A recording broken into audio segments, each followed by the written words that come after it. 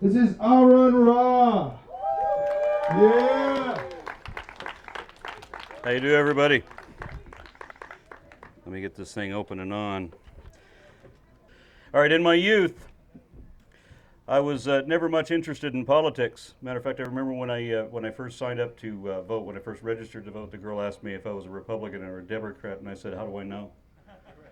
I really didn't know. She said, "You're a Democrat." And I said, "How do you know?" And she said she wouldn't tell me. But you know, that was when I was in my 20s, and it's been much more recently that I found that I have to become more politically involved. This began when I first encountered Christian conspirators on Usenet. I didn't learn about the wedge strategy from the NCSE or the news media, but rather from Christian reconstructionists themselves. You don't know what reconstructionist is? It's kind of like revisionary. It's where they rewrite history and rewrite the structure of everything and then say that's the way it always was.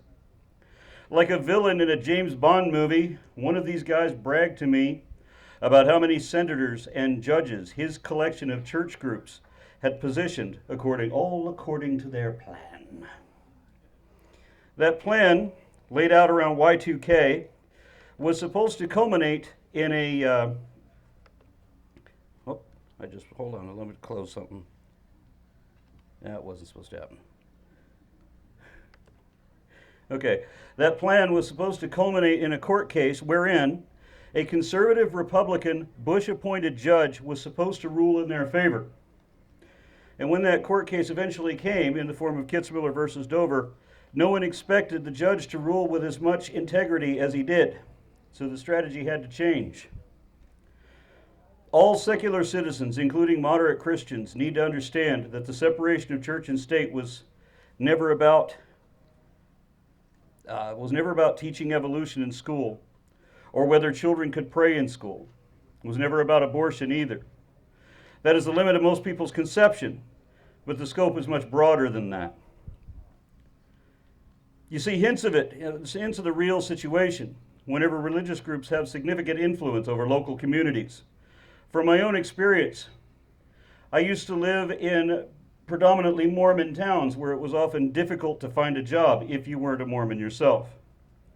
For another example, around Y2K, Ted Haggard's church group announced, or they were trying to rewrite the Constitution. They wanted to amend the Colorado state Constitution to write in prejudice so that they could discriminate against people for employment or housing on the grounds of sexual orientation.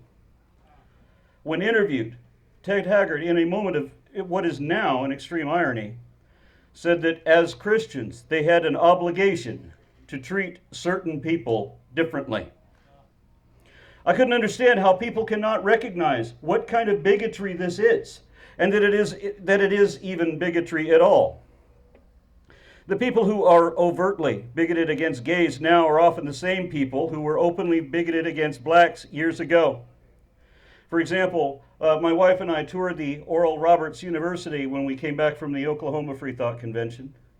That's where Michelle Bachmann got her degree, if that tells you anything.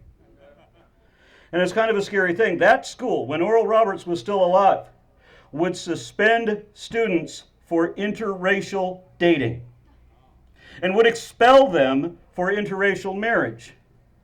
How is it that this was not recognized? How is it that this was tolerated? Why did nobody say, hey, that is bigotry, that is prejudice, that is insufferable in our situation?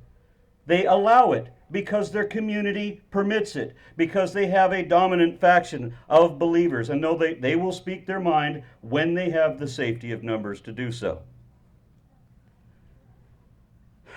So what if you're not just in charge of a school or a town or a state?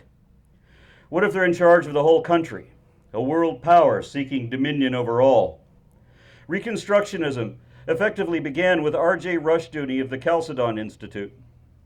I'm sure most of you have probably not heard of him, but it was a while back. He was a racist, misogynist, Christian dominionist who unabashedly denounced democracy in favor of an American theocracy, which he hoped would be so extremist that it would enforce Levitical law. The commandments given in the book of Leviticus, the one that gives a price list for slaves, and which orders a death sentence for anyone who has sex outside of marriage or who works on weekends. The book commanding that disobedient children be stoned to death. Surely no one who actually believes anything that crazy could be elected to represent the citizens of a secular government, right? Right. Yeah. And then we found out about, what is the name, Paul Braun, and what's that guy, Fuckwad? Fuckwa. Or is it Fuckwo? I never got it right. I think that's the standard reaction you're supposed to give. Okay, so maybe a few inexcusable exceptions might get in. But they couldn't take over the entire Republican Party, right? Could they own the Senate and the presidency? No way. What else? A lot of folks are concerned about having yet another devoutly religious whack job as president, but that's just a 4-year run, and we've survived that before. I'm more concerned with who sits on the Supreme Court, because that decision could cause continuing damage for decades lasting much longer. At least 1 and perhaps 3 justices will be replaced within the next 4 years, and Romney has already said that he will put in more people like Scalia and Thompson. He wants right-wing, religious, conservative Republicans. According to our own Eddie Tabish, the slightest balance of influence on that panel could result in the end of our democratic constitutional republic and bring about an American theocracy. What would that mean? I would say that whenever religion has rule over law, that madness will reign with automatic violations of human rights. But maybe I'm being alarmist. What do they say? How can we know what sort of society they envision? We know that they are nearly all Republicans now, and that party has been virtually assimilated by them. And we know that they will speak more freely when they feel the safety of numbers. So let's look at the Republican Party platform of one of the red states, a very red state. As a Texas State Director of American Atheists, my own state leaps immediately to mind. I've already provided links and specifics on my blog, but I will review a few of these here. Of course, they want to make pornography illegal. No surprises there. They also want to be able to filibuster the U.S. Senate again. For those of you who don't know what filibuster means, it means that you can intentionally waste everyone's time pointlessly, particularly when you can't defend any objection with a valid argument. Anyone who has ever debated a creationist will certainly understand how important this tactic is to their strategy or absence of fact. Regarding the environment, they strongly support the immediate repeal and abolishment of the Endangered Species Act. Remember that these people don't believe in evolution, so they don't understand the importance of biodiversity, and they don't care about the rights of animals either. They want to dominate and subdue the earth just like their abominable doctrine demands. So they strongly oppose all efforts of environmental groups and stymie business interests, especially those of the oil and gas industry. I find that when you take the quotes from the actual policy and remove just the adjectives, you get a completely different meaning. Under the heading, Free Speech for the Clergy, they urge amendment of the Internal Revenue Code to allow religious organizations to endorse political candidates and lobby for votes without fear of losing their tax-exempt status. Of course, they also want official state endorsement, promotion, display, and defense of religious symbols and slogans. If you want to know what those values are, and of course the slogans are declaring that the United States is a nation founded on Christian values. And if you want to know what those values are, you can read the book of Leviticus, I can't say that word, and prepare to be horrified. Texas Republicans not only want marriage to be restricted to one man and one woman, despite what the Bible says, but they insist that it must be a natural man and a natural woman. You hear that, Zinnia? So transgendered people would be completely ostracized under the law should they get their way.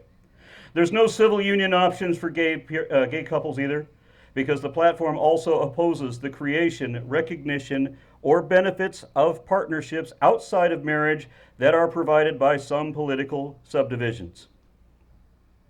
As if that weren't enough, they also want to define the word family such that it excludes homosexual couples.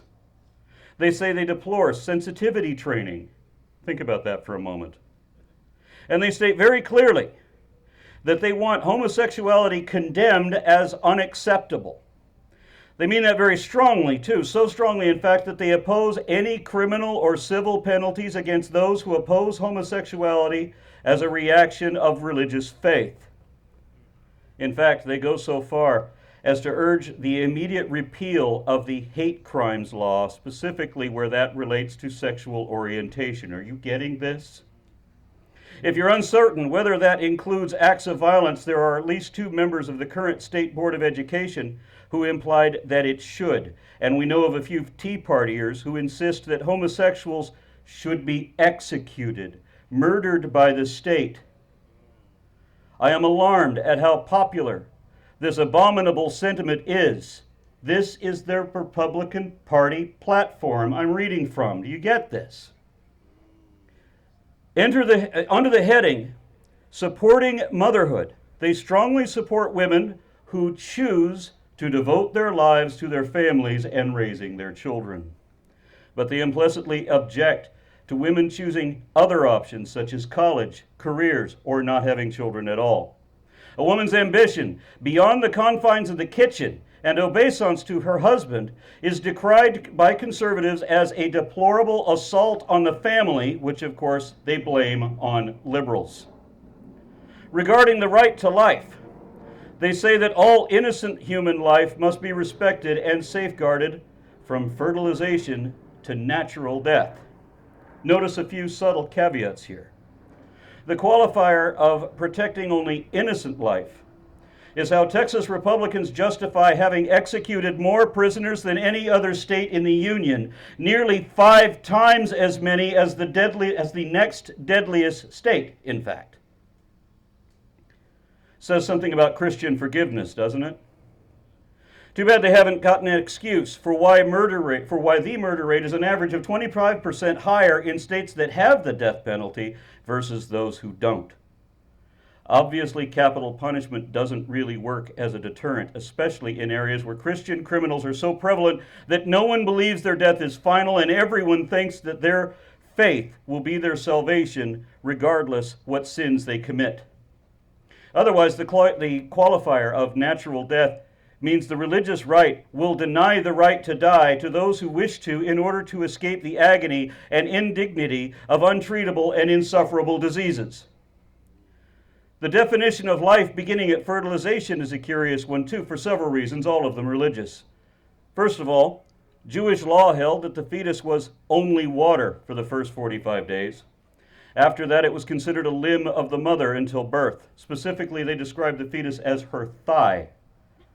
Now get out your King James and read Numbers 5, verses 21 through 27.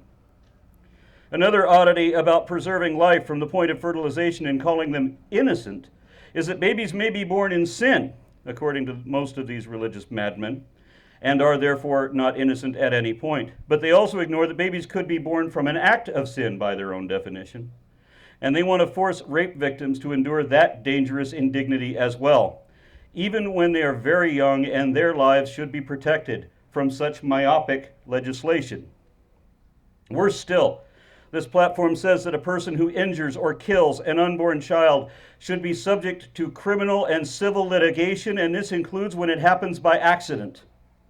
The proponents of this platform have stated that girls who suffer miscarriage should be investigated as potential homicides. Imagine your teenage daughters having to endure that on top of having lost a potential child. So you can't kill an undeveloped fetus under any circumstances, even if you were raped by your AIDS-infected father and the sonogram has detected significant life-infringing defects. But according to some Republicans, once the baby is born, then you can kill it with legal impunity, if that child fails to respect your authority. Texas Republicans already endorse corporal punishment in the classroom, so why not capital punishment as well? Of course, the Texas Republican Party platform also opposes actions of social agencies to classify traditional methods of discipline as child abuse. Spare the rod, spoil the child, right? I don't know about any of you, but the traditional method of discipline in my family was a switch. For those of you unfamiliar with that is, or what that is, imagine an 8-year-old boy being instructed to go out and get a stick, a live one, a green one, strip all the leaves and stems off and make sure to test it to make sure it does that whoop noise in the air. So they can make that noise against the back of your thighs a few times. Our Republican Party platform is opposed to all methods of birth control, both preventative contraception and the morning after pill.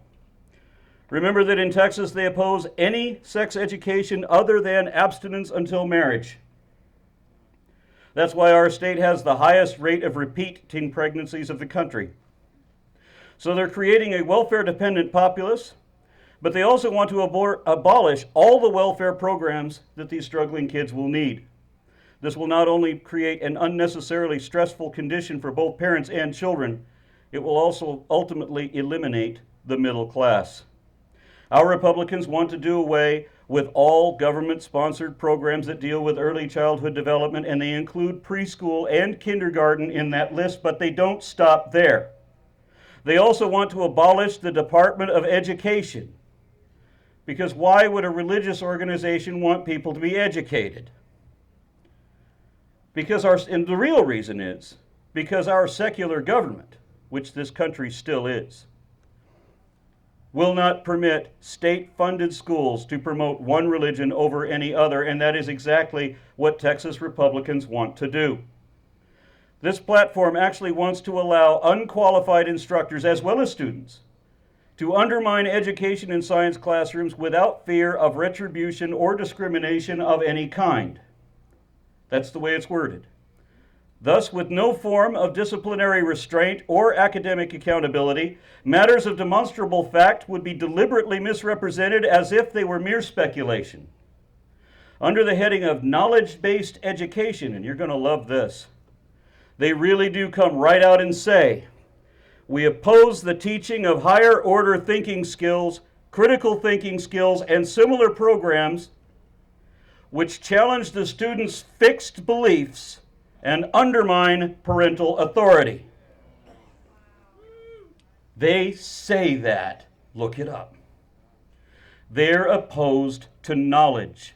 Knowledge, facts, higher order thinking, whenever that might challenge their mere baseless beliefs, which they insist must be fixed, even when many of these assumptions have already been proven wrong and none of them were ever justified. Under the ironic heading of safeguarding our religious liberties, they interpret the First Amendment to mean something other than what it actually says or could possibly imply. Instead, they demand that church and state be fused into one, that the power of faith-based institutions be increased, and that public acknowledgement of their God be undeniable. Did you get that? They don't want you to be able to deny their God. If they have their way, they won't allow it. They want forced conformity. Remember, they said the public, that's you, must acknowledge the existence of their God, and they will punish that under the full penalty of law, just like they do in every theocracy. Anyone know the penalty for blasphemy? It's death. Just like it always is whenever religion is threatened, especially the Abrahamic religions. Violence is only the answer for those who don't understand the question. And religion is a misunderstanding of everything. This platform does say, and I quote, "As America is a nation under God founded on Judeo-Christian principles, we affirm the constitutional right of all individuals to worship in the religion of their choice." How sweet of them. However, despite what it says in Article 6 of the Constitution, atheists are prohibited from holding any public office in Texas. And recently in Virginia, neo-pagan witches were denied clergy status by their courts. That decision was overturned by Americans United for the Separation of Church and State, reminding the Arlington court system how they violated both the establishment and free exercise clauses of the First Amendment and the U.S. Constitution and the Equal Protection Clause of the 14th Amendment. In another atrocious example of religious prohibition, the governor of Missouri in 1838 passed an unconstitutional law popularly known as the Mormon Extermination Order, which allowed militia to hunt down and slaughter Mormon families and drive them from their homes. That's why they moved to Utah. That law was not repealed until 1976. Remember, this platform is an illustration of the society they're trying to create. That's what the American theocracy would be. Their dream is a nightmare to rational, moderate, tolerant, understanding people. Religion is not reasonable. The more influence they have, the more they'll abuse it. At chalcedon.edu, they say that theocracy in biblical law is the closest thing to a radical libertarianism that can be had. R.J. Rushdoony himself said that the state, the school, the arts and sciences, law, economics, and every other sphere without exception is to be under Christian dominion.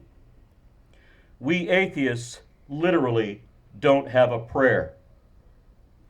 Fortunately, both sides know that prayer doesn't work. That's why we must.